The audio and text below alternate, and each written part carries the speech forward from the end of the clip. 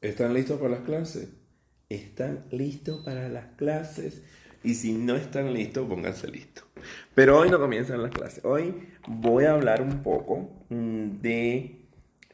a dar un seguimiento a mi video respecto a donde iba Chaoco, muy rapidito.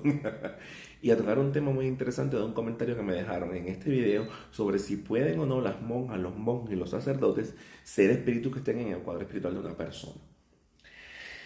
Bien, una persona me puso, bueno, y por fin al final no se sabe dónde vive Richard. Otra persona me puso,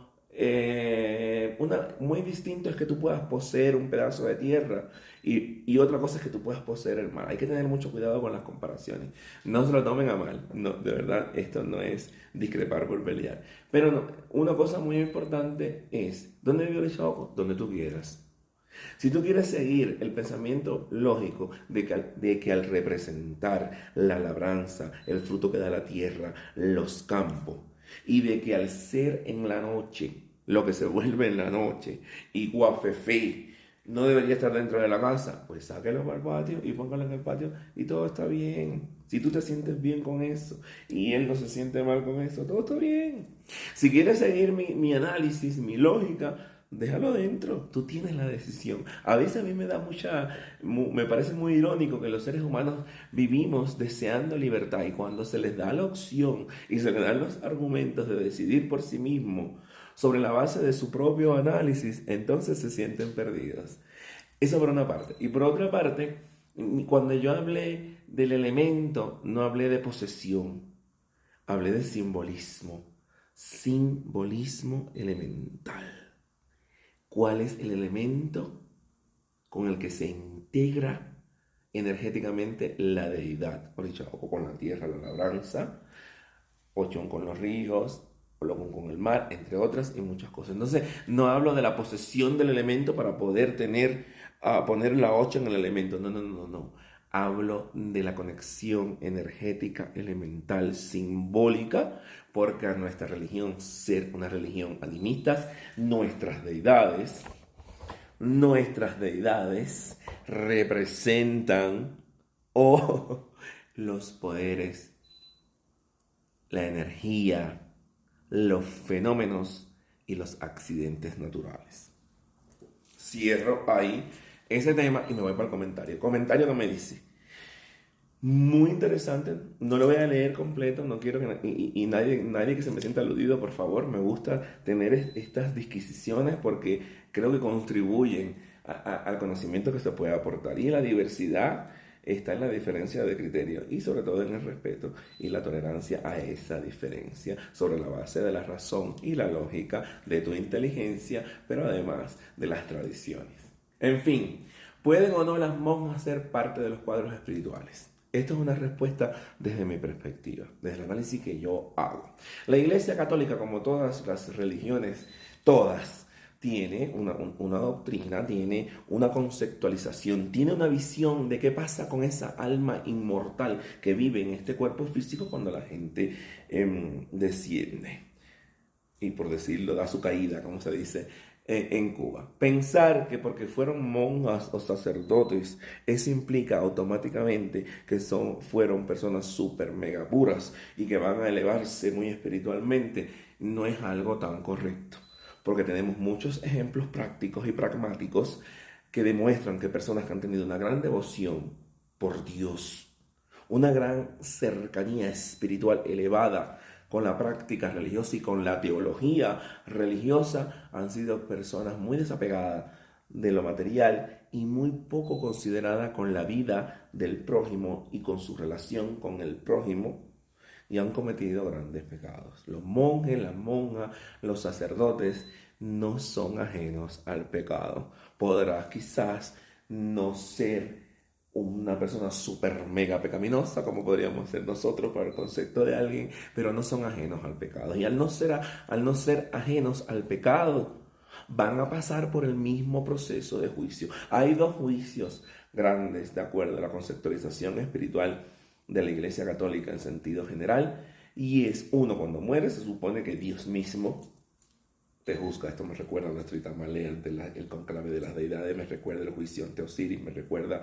las normas, las parcas cortando la vida, me recuerda a Hades, el tribunal, me recuerda muchas coincidencias. ¿Ven? Y en ese juicio se va a decidir según si te vas para el cielo, para el infierno, para cielo, paraíso, infierno o purgatorio.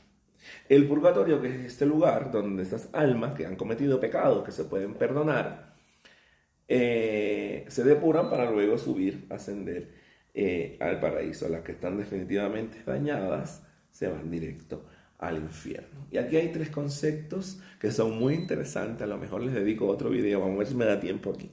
Entonces, ¿qué creo yo?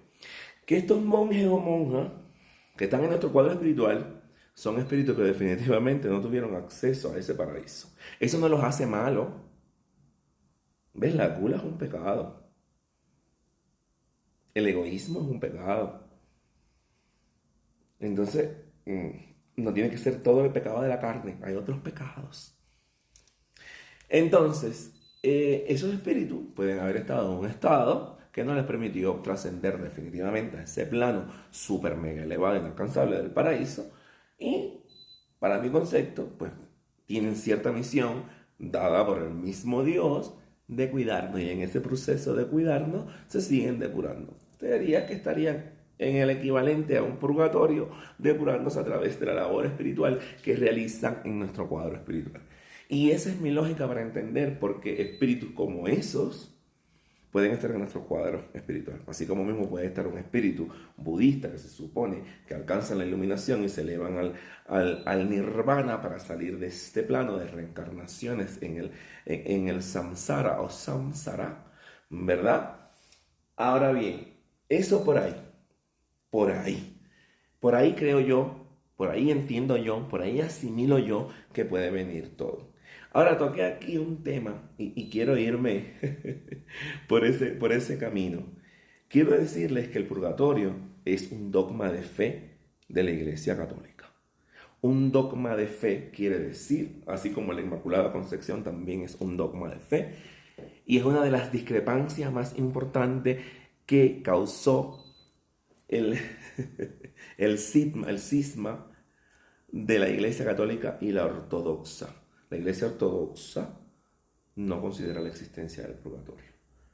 Esa separación viene por estas diferencias teológicas de dogma. ¿Qué es un dogma de fe? Una verdad de fe, una verdad de la que no hay ninguna prueba que exista y que tú solo la aceptas por la fe. Eso es un dogma de fe.